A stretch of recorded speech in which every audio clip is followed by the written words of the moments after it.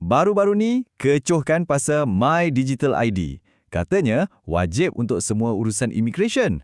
Ramai yang tertanya-tanya, betul ke ni? Apa jadi kalau kita tak buat? Habislah plan nak travel nanti. Okey, jangan risau. Jom kita bedah siasat sama-sama apa benda sebenarnya My Digital ID ni dan apa yang anda betul-betul perlu tahu. Ini soalan paling panas. Betul ke tanpa My Digital ID ni kita tak boleh nak renew pasport?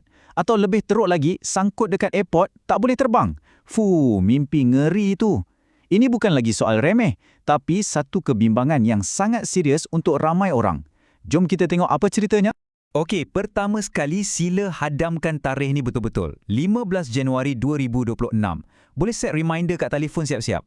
Ini bukan tarikh biasa, ini adalah tarikh keramat, deadline. Lepas di tarikh ini, cara kita berurusan dengan immigration akan berubah 100%. Jadi, apa sebenarnya yang akan berlaku pada 15 Januari 2026 tu?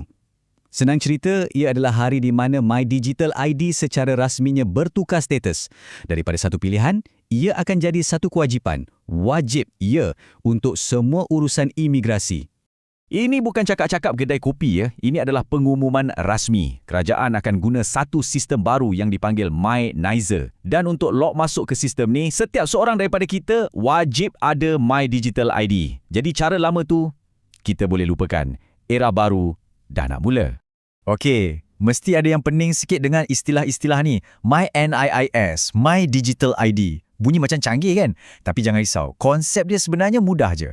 Apa beza dua benda ni dan macam mana ia berfungsi bersama? Saya jelaskan cara paling simple. Kita mulakan dengan MyNISIS dulu. Anggaplah MyNISIS ni macam satu upgrade besar-besaran untuk Jabatan Imigrasi. Sistem yang kita guna sekarang ni dah nak pencen. Jadi MyNISIS ni akan jadi platform baru yang lebih canggih, lebih laju dan semuanya bersambung. Kat sinilah My Digital ID main peranan. Kalau MyNIX tu kita ibaratkan macam rumah digital baru untuk immigration, My Digital ID ni pula adalah kunci peribadi anda. Kunci untuk masuk ke rumah tu. Tanpa kunci ni, memang tak boleh nak akses apa-apa servis dalam tu. Senang kata, inilah kad pengenalan digital kita. Walaupun nampak macam bagus, saya faham ramai yang masih ragu-ragu dan keraguan tu ada asasnya. Pertama, soal keselamatan data kita. Selamat ke? Kedua, takut proses daftar nanti leceh, batu panjang, sistem lembab. Dan yang paling kita risau, apa jadi kalau sistem crash sebab semua orang serbu daftar last minute? Disebabkan keraguan ni lah, mesti ada yang fikir, nantilah daftar, tengok dulu macam mana, kan? Tapi, pernah tak kita terfikir apa risiko sebenar kalau kita terus bertangguh? Bahagian ni, anda kena dengar betul-betul. Cuba bayangkan situasi ni. Tiket flight dah beli, hotel dah booking, beg semua dah siap pack. Anda punyalah teruja nak bercuti. Sampai je airport, pergi kaunter immigration, tiba-tiba, sangkut. Pegawai tu kata, maaf, sistem perlukan pengesahan My Digital ID. Tapi anda tak ada. Masa tu, macam mana agaknya perasaan anda? Panik kan?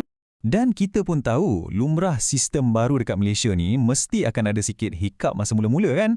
Bayangkan kalau berjuta-juta orang tunggu sampai 14 Januari 2026, sehari sebelum deadline baru nak daftar serentak. Boleh jamin, sistem akan jam. Jadi tolonglah jangan ambil risiko ni. Okey, cukuplah cerita seram. Jangan panik dulu. Berita baiknya ialah proses nak daftar ni sebenarnya tak susah pun. Serius. Jom saya tunjukkan 3 langkah mudah yang anda boleh buat sekarang juga.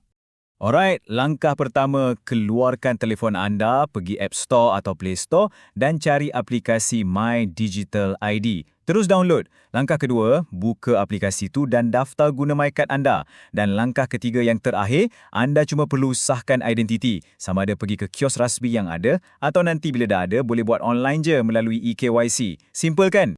Bila anda dah daftar sekarang, anda sebenarnya tengah selesaikan satu masalah besar di masa depan. Anggap je macam buat kerja awal. Settle satu benda, kepala pun tak pening nanti. Boleh rancang percutian dengan tenang. Sebenarnya, My Digital ID ni bukan setakat untuk urusan immigration dan pasport je tau. Ia adalah sebahagian daripada satu gambaran yang jauh lebih besar, iaitu masa depan digital untuk negara kita. Suka atau tak suka, inilah realitinya. Kita memang sedang bergerak ke arah pendigitalan penuh dalam semua urusan. Jadi anggaplah My Digital ID ni macam MyCard versi 2.0 kita. MyCard fizikal kita guna kat dunia nyata, My Digital ID kita guna untuk semua urusan di alam maya. Lepas ni, makin banyak servis kerajaan akan guna benda ni. Jadi, persoalan terakhir untuk kita fikirkan sama-sama, dengan peralihan ke arah My Digital ID ni, adakah ia betul-betul akan buat hidup kita lebih senang atau ia hanya akan tambah satu lagi lapisan kerumitan dalam urusan harian kita? Apa pendapat anda? Cuba kongsikan.